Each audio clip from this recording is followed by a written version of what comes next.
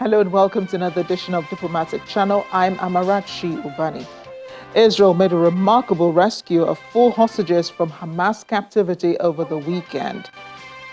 The Prime Minister Benjamin Netanyahu hailed it as a remarkable rescue operation, which required ingenuity and courage of the highest degree. However, the Gaza Health Ministry says, remarkable or not, rescuing those 4 hostages cost the lives of another 274 people in Gaza. Israel acknowledges there were deaths, at least 100, most of them believed to be human shields for the Hamas fighters. We'll be learning more about what happened in a minute. Plus, parliamentary elections in the European Union, the first one since 1979 that the UK is not participating in. Exit polls already suggest far-right parties are on course for substantial gains. Our focus interview this week is with the newly elected Vice Chair of the Second Committee at the UN, Ezekwesili Anyegwu. In this exclusive on Diplomatic Channel, he highlights what his new position entails and the opportunity it provides Nigeria to shine on the international stage. That's Diplomatic Channel in a wrap. We'll check in on other discussions in diplomatic circles and be right back.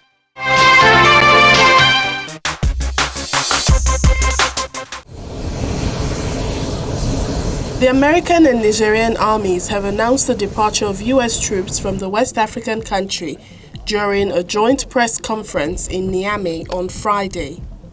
Both countries signed an agreement on May 19th for the withdrawal of American troops. Since then, more than 269 items out of 946 and several tons of equipment have already left Niger. Prior to its withdrawal, the U.S. had over 1,000 troops stationed at 2 bases in Niger. The bases were tasked with monitoring Islamist militant groups in West Africa.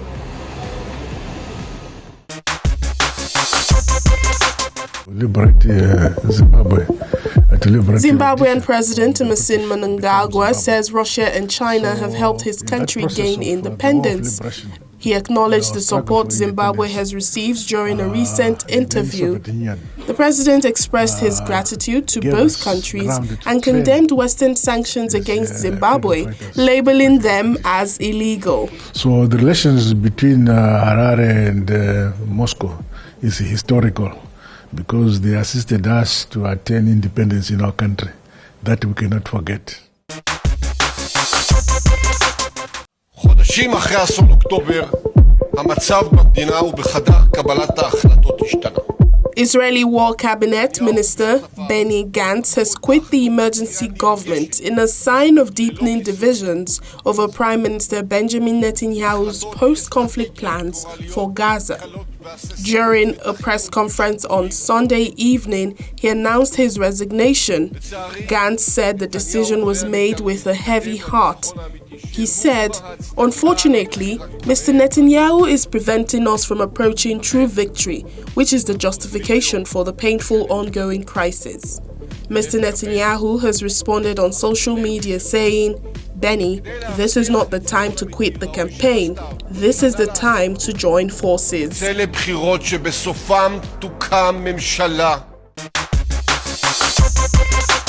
Welcome back. Was it a win for Israel? Yes, it was. Was it a win for the Palestinian people? No.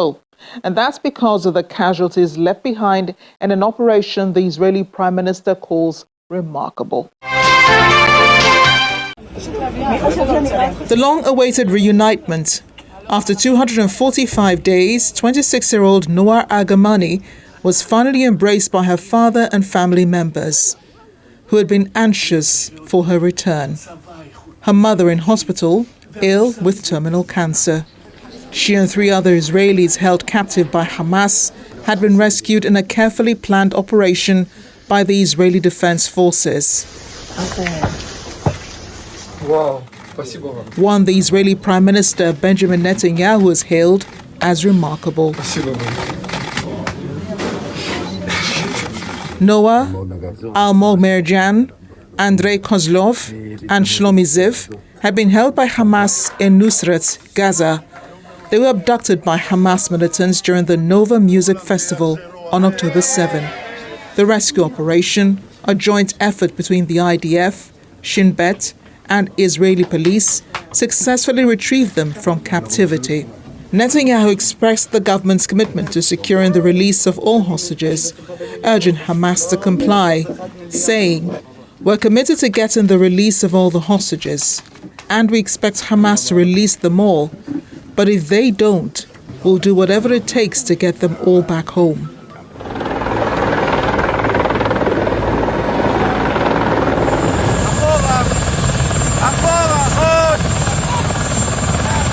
Israelis cheered as the hostages returned. Leaders have hailed the hostage rescue. The Russian ambassador to Israel, for instance, released a statement celebrating the rescue, but neglected to mention Hamas. U.S. Secretary of State Antony Blinken welcomed the rescue and said the U.S. will not rest until every hostage is returned home.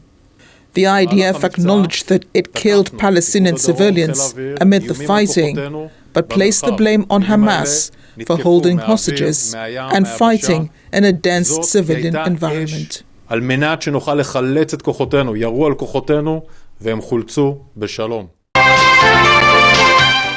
results have been coming in for the European Parliament elections. The far-right AfD came in second in Germany's European Parliament elections, beating Chancellor Olaf Scholz's centre-left SPD and his coalition partners, the Greens.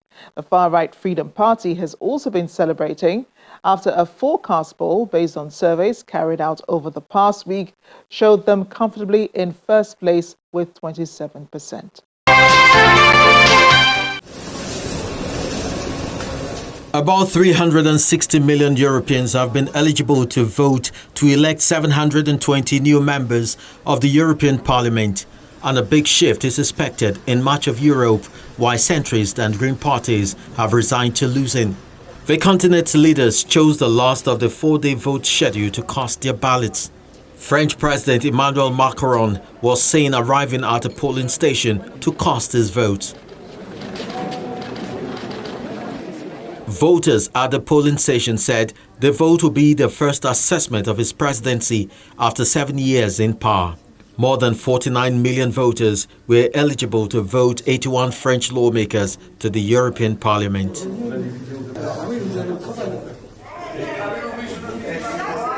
Greek Prime Minister Kyriakos Mitsotakis also cast his ballot on the final day, saying afterwards it is important to have a strong Greek voice and a strong Greek representation in the European Parliament. Some of the voters at the polls said they did not expect anything to change after the election. Earlier, Prime Minister Mitsotakis' party got itself involved in a scandal after voters' private information leaked to a member of the New Democracy Party.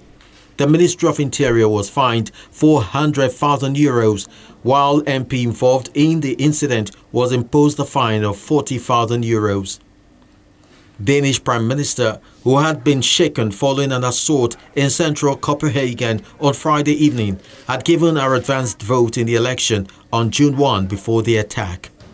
Almost 170 politicians from 11 different parties are competing for 15 seats in the EU Parliament.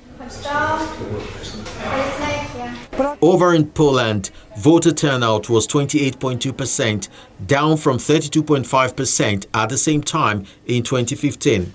An exit poll in the Netherlands on Thursday suggested that anti-Islam populist Geert Wilders was heading for second place. But the EU's estimates do suggest a clear-cut victory for the Green Labour Alliance with 21.6% of the vote, well ahead of Wilders' Freedom Party on 17.7%. And after initial predictions, the far-right AfD came second in Germany's parliament elections, beating Chancellor Olaf Scholz's centre-left SPD and his coalition partners, the Greens. The strongest party is predicted to be the conservative CDU-CSU with 30%. European Commission President Ursula von der Leyen also cast her vote on the final day of the election in Hanover's village of Benor.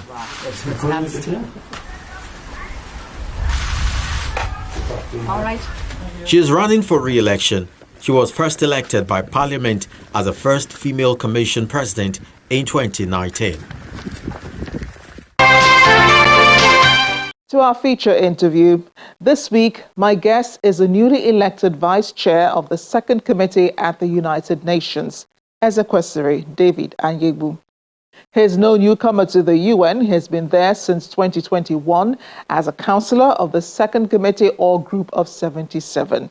But he's been with the Ministry of Foreign Affairs since he joined as a student officer in 2013. He served as Second Secretary at the Ministry of Foreign Affairs and the Nigerian Embassy in Athens, and then back again at the Ministry of Foreign Affairs as First Secretary. And one thing you should know is that Mr. Anyegbu used to be a journalist working at a television station here in Nigeria. His new role comes with a number of responsibilities, but he's got a wider ambition of expanding Nigeria's influence at the United Nations, which he talks about in this exclusive. Joining me now is the Vice Chair-elect for the UN Second Committee, Ezekwesili David Anyegbu. I would love to call you doctor because I know that you do have a doctorate, but since you want to keep things simple, I'll say Mr. Thank you for joining us on Diplomatic Channel. It's a pleasure. And congratulations are in order for you being elected Vice Chair, Second Committee of the UN General Assembly. Could you explain what that means? Well, it means a lot. On a personal note, it means a lot to my mentor and sponsor, His Grace the Most Reverend Professor Dadi Hezekiah, Chancellor of Hezekiah University, who is committed to supporting young men and women to achieve their dreams through training and scholarship, and as well as the Nyoma Empowerment Foundation. It also means a lot to my family and to the country of Nigeria, of course.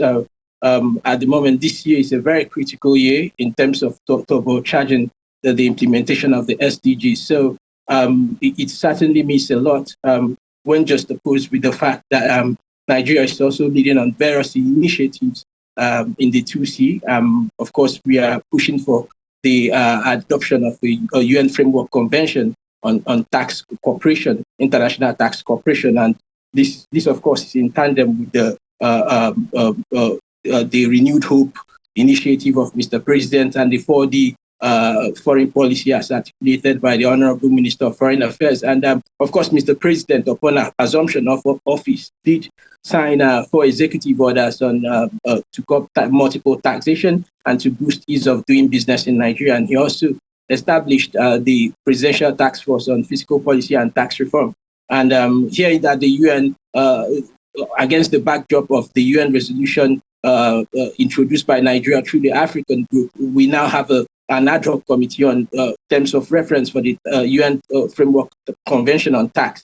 And they should come up with an outcome document by August. So certainly my election will certainly help Nigeria, enable Nigeria to consolidate and deepen various multilateral economic initiatives at the UN. But for your position exactly, what are the responsibilities? As the vice chair, I'm expected, of course, to oversee. Last year, we had about 42 or thereabout resolutions adopted at the 2C. Of course, so the general debate of the second committee usually takes place October, just after the high-level week. It has not been agreed yet, but we would meet at some point to fine-tune modalities as regards the 2C session for the 79th session. So I'm expected to actually coordinate at some point most of those resolutions. Of course, investment resolution has been of critical interest to Nigeria over the years, and my humble self, I've had the honor and privilege of coordinating the resolution on behalf of the Group of 77 and China on 3 consecutive occasions. And it's quite I can tell from that experience that it's quite a Herculean task, aggregating the interest of 134 countries. But this time around, I'm expected to oversee a lot more, including the partners from Europe and other continents. And I'm expected to play that neutral loop, be a neutral arbiter to make sure that things move smoothly, and of course under working, ensuring a conducive working relationship, so to speak, a seamless working relationship with the chair and my other co-vice chairs as well. And the UN is currently facing a number of global challenges, I would say. You have the war in Gaza that's still ongoing, the war in Ukraine that's still ongoing, the fighting in Sudan is also still ongoing. It's not the first time that the world body has had this huge responsibility of trying to calm all sides. So what should nations understand as they look to the UN for guidance? Is of course I did mention that this is a critical time for the UN. Of course, we just came out of a pandemic, and the after effects on the economy. Most economies, especially from the global south, they are still trying to recover from the shocks. And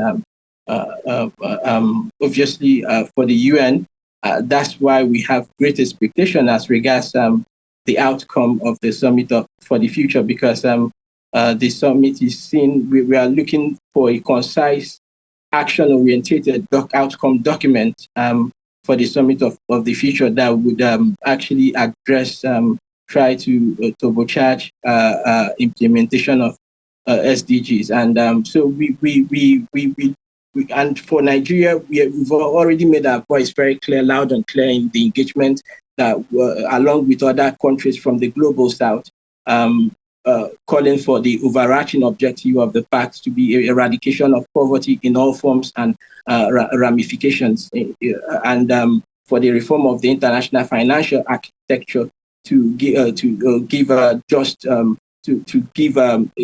representation, to lead to a rule-based, equitable, fair trading international trading system that would actually support local production in the global south, especially in our part of the world, and as well as debt review of the international debt mechanism, and a whole lot of other calls which we made. Climate finance, of course, because on mitigation and adaptation, and for it to be distinguished or differentiated from official development assistance, and for the call on repatriation of illicit financial flow, for us to have a time use return, because most often we have that conversation without looking at the time span it takes to repatriate illicit financial flows and assets from country of destination, and as well as the accruing discussions on the accruing interest, as the case may be.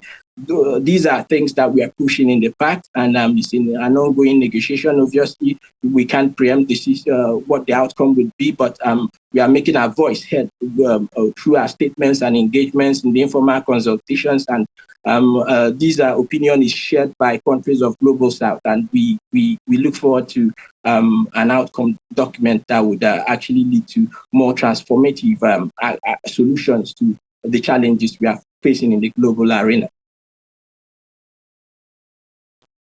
Now, previous Nigerian presidents usually enumerate their achievements at the UNGA. They see that as an opportunity to more like a scorecard for their governments when they attend the meetings in September. They go on to then call for more assistance from nations. What impression do you think that this makes on member countries? Well, I don't think the assertion is entirely correct to say we go to the UN to make statements to beg and plead. Usually, our statements we align our statements with the African and global South position, and by virtue of the position God has bestowed on us, we try to give a voice to Africa as a continent. And most of the issues we bring to the fore are common issues, being shared peculiarities with other African countries. Take, for instance, the issue of enabling environment. we encountered this in negotiations when the partners try to push the idea that we in the global south have the responsibility to create enabling environment. But we try to make the case that there is a shared responsibility in creating that enabling environment in the global arena. I just talked about the issue of having the collaboration, illicit repatriation of illicit financial flows, and for reform of the trading system. Just last year, I did a comparative. I made a remark in one of my engagement, and I actually raised that issue.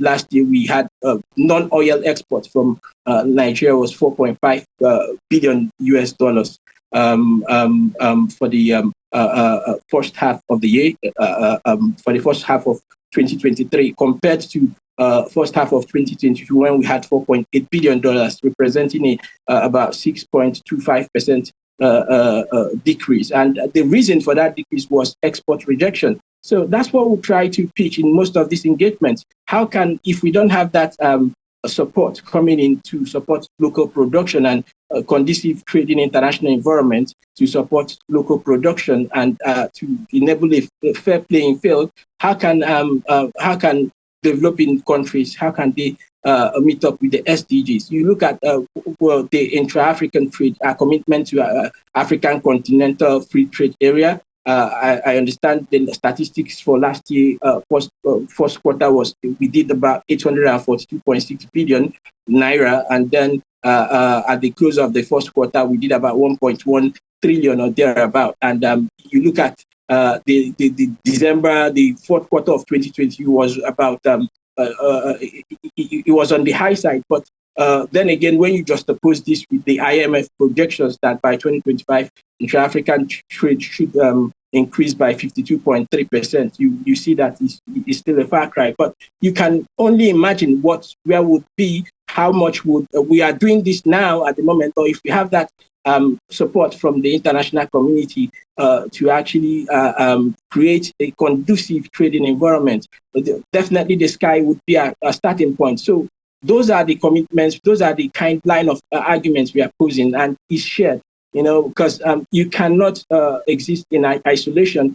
The terms of trade, it matters a lot. And that's why the entire global south, we are pushing for reform of the IFA, for review of debt mechanism and things of that nature, for us to be able to thrive as nations economically.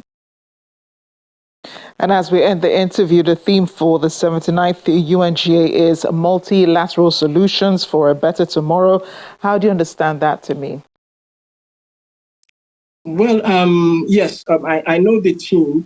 I happen to be coordinating. Of course, I happen to have the honor of leading on the Pact for the Future. So I know I try to double check, and I know that the team is actually for the Summit of the Future, the multilateral solution for a better tomorrow, I think, is actually the team for the Summit of the Future. I know the incoming president-elect of the 79th session did mention in one of his engagements that most likely the team for next 79th session would be unity in diversity for advancement of peace, sustainable development, and human dignity for everyone, everywhere.